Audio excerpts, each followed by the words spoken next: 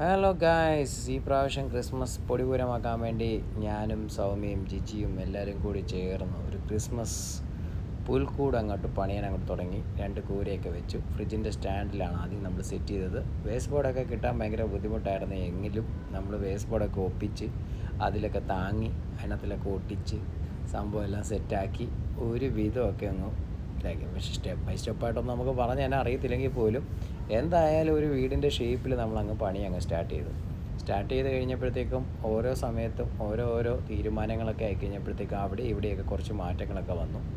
അങ്ങനെ ആയി കഴിഞ്ഞപ്പോഴത്തേക്കും ലാസ്റ്റ് നമ്മൾ ഗിൽട്ടർ അല്ലെങ്കിൽ കാർഡ്ബോർഡിൻ്റെ കളർ പേപ്പർ മേടിച്ചു. പിന്നെ അക്രിലായിട്ടുള്ള ഒരു ഫെവിയുടെ പെയിൻറ്റ് മേടിച്ച് അതിനകത്തിൽ എന്താ പറയുക, ആ പേപ്പർ മൊത്തം അതിനകത്തോട്ട് ഒട്ടിച്ചു. ഫുള്ള് ബ്ലാക്കാണ് ആദ്യം ഒട്ടിച്ചത്. ബ്ലാക്ക് ഒട്ടിച്ച് കഴിഞ്ഞിട്ട് ഡിസൈൻ കൊടുത്തു.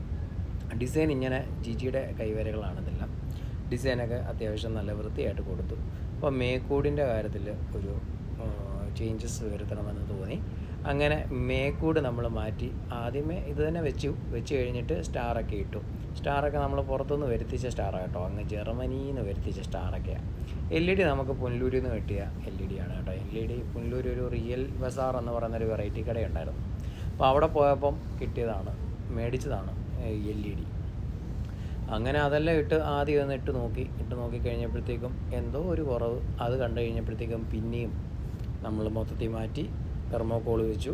2 സൈഡിലും മേളിൽ തെർമോക്കോൾ മൊത്തം ആക്കി കച്ചി മൊത്തം വിതറി, അടിവശം കച്ചി മൊത്തം വിതറി. അത് കഴിഞ്ഞിട്ട് രൂപം എല്ലാം വെച്ച് നോക്കി. അപ്പോൾ പിന്നെയും നമുക്ക് അങ്ങോട്ട് പോരാ, എന്തോ ഒരു കുറവ്. ആ കുറവ് പിന്നെയും അങ്ങനെ മാറ്റി നമ്മുടേതായിട്ടുള്ള രീതിയിൽ നമുക്ക് സന്തോഷം. എന്തായാലും എപ്പോഴും ഒരു ആക്ടിവിറ്റീസ് എപ്പോഴും ഇരിക്കുന്നത് നല്ലതല്ലേ. സോ അതുകൊണ്ട് നമ്മുടേതായിട്ടുള്ള രീതിയിൽ പിന്നെ അങ്ങ് സ്റ്റാർട്ട് ചെയ്തു. പിന്നെ നമ്മൾ രൂപം എല്ലാം പറക്കി അവിടെ വെച്ചു. അപ്പോൾ ഇത് നമ്മൾ ശരിക്കും പറഞ്ഞാൽ എനിക്കിതിൻ്റെ കറക്റ്റായിട്ട് ഇതെങ്ങനെ വെക്കേണ്ടതെന്നൊന്നും അറിയത്തില്ല കേട്ടോ. അപ്പോൾ ഏതൊക്കെ രീതിയിലാണ്, എങ്ങനെയാണ്, ഏത് പൊസിഷനിലാണ് ഈ ക്രാഫ്റ്റ്സൊക്കെ വെക്കേണ്ടത് നമുക്കറിയത്തില്ല.